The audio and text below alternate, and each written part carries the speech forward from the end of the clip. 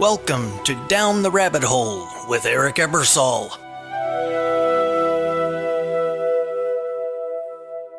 I just tapped my phone like I was turning a page, and suddenly I wasn't drowning in my inbox anymore. Today, one phrase becomes a tiny ritual you can use in under a minute. Ready to test that? Ah, that image. Tapping your phone as a page. I like that. It feels immediate and low pressure, which is exactly what we want for busy people. Right. Small, approachable. For today's demo, let's use turn the page. It's neutral, familiar, and already carries a movement in its words. Nice choice. Quick check. Why does a phrase like that help at all? My guess, it gives you a tiny contract with yourself. You say the line, you do one tiny motion, and your brain files the old loop away. Try picturing that for a second. Totally. It's the combo of words plus motion. And because it's everyday language, it doesn't feel performative. Say it, do it, move on. People often underestimate how much a small physical cue changes attention. Let's split that open a little. First, origins. Turn the page clearly comes from reading, from the tangible act of flipping paper. That physical history gives us permission to make the phrase literal, a finger movement, a slide, a real micro-action that matches the language. Right, so visual. And because it shows up all over culture, advice, books, casual conversation, it's not heavy or sacred. That makes it safe to borrow as a little secular ritual. But small caution, steer clear of phrases with clearly sacred or violent origins. They carry baggage we don't want to replicate. Good point. Beware the loaded stuff. So we have the image and the safety check. Now, how do we make the phrase stick for a single person? Here's a tiny exercise. I'll say it. Then you two jump in. Imagine someone stuck on an email they keep rewriting. What one-line meaning could they attach to turn the page that they'd actually remember? Try this. Ask, what am I ready to finish? Name one tiny thing. Then say, turn the page. I will stop rereading and act. Say it once. Press a fingertip to your sternum. Breathe out. That 3-step anchors the meaning fast. Or for a faster version, write one sentence. Turning the page means I let this rest. 2 options, a practical move and a kinder move. Practical, I'll reply tomorrow.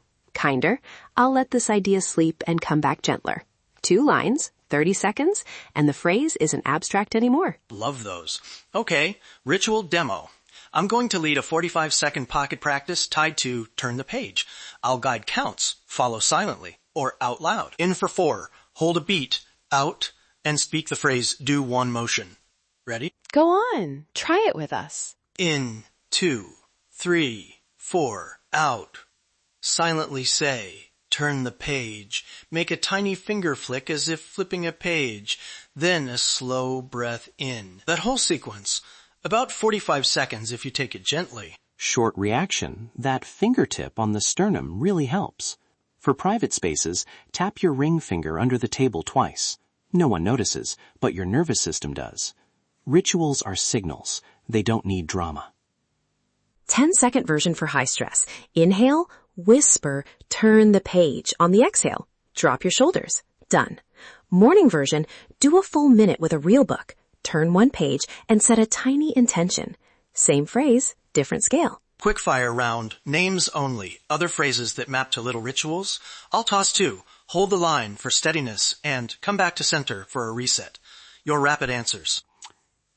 Close the chapter. Bookmark this. Quick flag. Hold the line can feel militaristic for some people. We should steer clear of phrases that carry harm or power dynamics for others. I'm not sure I buy repurposing everything without thinking it through. Agreed. Good catch. That's why neutral, everyday language is our safest bet. If a phrase feels charged, pick another. The aim is small, harmless anchors, not co-opting something sacred or painful. That friction was useful. Love how that tightened our rule set. Okay, before we close, 3 quick takeaways in plain language. 1. Choose a neutral, familiar phrase you actually say. 2. Give it a one-line personal meaning and one tiny motion. 3. Practice it once and then use it when you need a tiny reset. Try it on one small thing today. Try turn the page once before you finish your day and notice what shifts. That is an interesting topic. Hearing people's variations will be fun. And if you're on a commute, bookmark this is brilliant.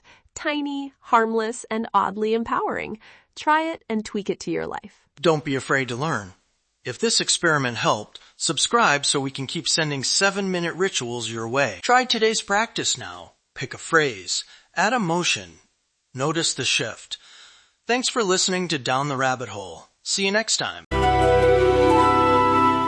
You've been listening to Down the Rabbit Hole with Eric Ebersol.